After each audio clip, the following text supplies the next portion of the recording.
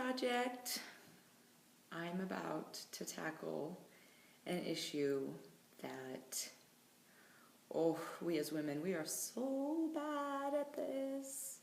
I mean, we're so good at this, but we're so bad because we're so good at this. You ready? Are you sitting down? Do you have a piece of paper and a pen? Jealousy, envy, comparison. Sickness, wellness. Whew. Okay. She walks into the room. She's all skinny, great hair, great makeup. But oh my gosh, did you see her shoes? They totally did not match her outfit. I cannot believe that she actually is wearing that. Very realistic, right? Or gosh, we really want to like her, but we can't because, well, I wish I had her butt. Now, guys, I'm sorry because this is sort of, I don't know how your mind works. But women, this is what we do. And men, I'm sure you've dealt with this. So you can continue to listen, and you could take what you want from it. But this one's, I hate to say it, but I'm really talking to the ladies. But dudes, you guys could probably do it too. You wish you had his biceps or his quads or his hair or, his girl, whatever. So jealousy, envy, wanting something that I don't have, but somebody else does and I want it. Oh, it's so ugly. It keeps us from relationships. It keeps us from encouraging and pushing one another to the front. As I wrote the other day, we'd rather pull your hair and yank you back so that I can get a little bit on you and step in front of you and wonder why you have what I don't have. Or wondering what's wrong with me that I don't have what you have. Why don't I have a best-selling book? Or why don't I have a really amazing husband? Or why aren't my children behaving as well as yours are? Or my house, or my car, whatever, clothes, all of it. I mean, we could run the gamut here of all of this. Run the gamut? Is that even? Anyways, moving on.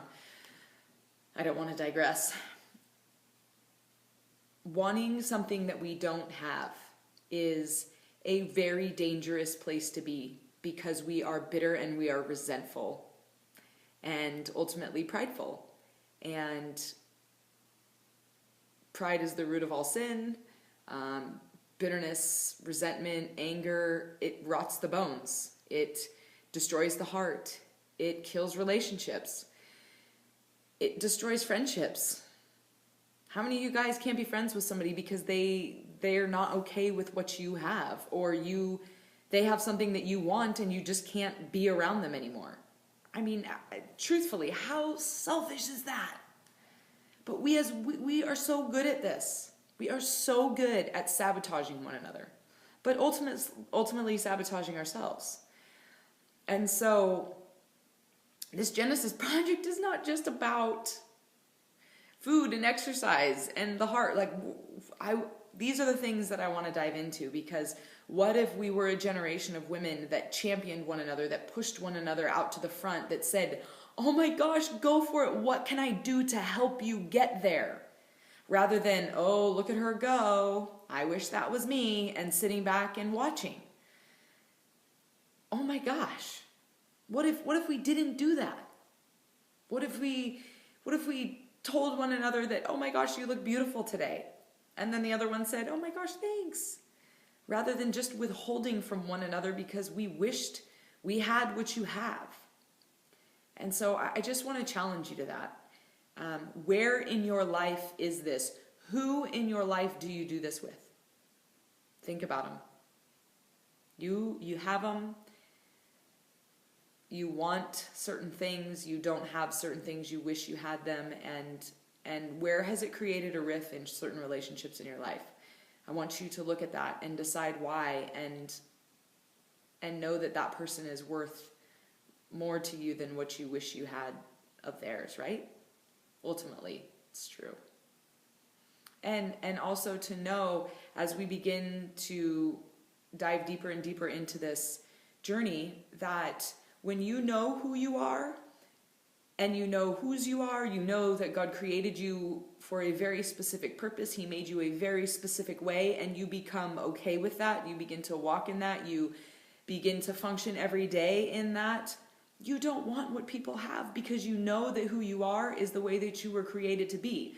But when we're in an identity crisis and we don't know who we are, we try and look and find the things that we think that we want, rather than being content with what we have.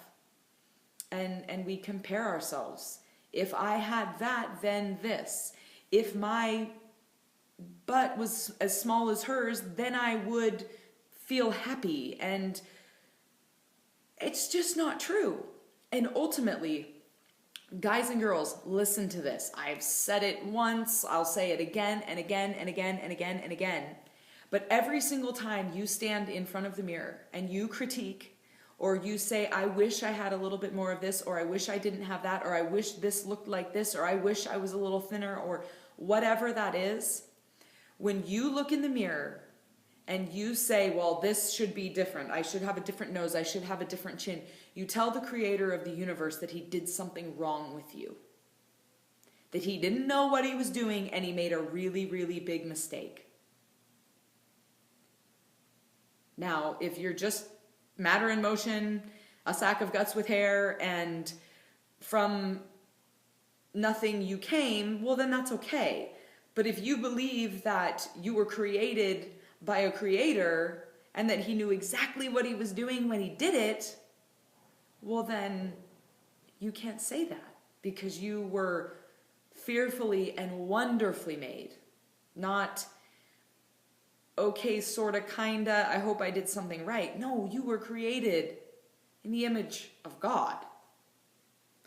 And in his likeness, you were made. And so to want something that you were not born with is, you're always going to be lacking. You're always going to be wanting something that you were never meant to have. I wish my arms were a little bit smaller. They're not. So I have to decide to love them because they're mine. And if not, then I'm always lacking, because I always want something else. And guess what? When we don't take care and we don't steward our bodies, we have no right to stand in front of the mirror and critique and say that God did something wrong, because we were the ones who decided to do what we wanted to do with our bodies, rather than fully, completely, and utterly taking care of them. We're the ones that are struggling with certain things because we haven't taken care of what we were given. So comparison, envy, jealousy, it kills us on the inside.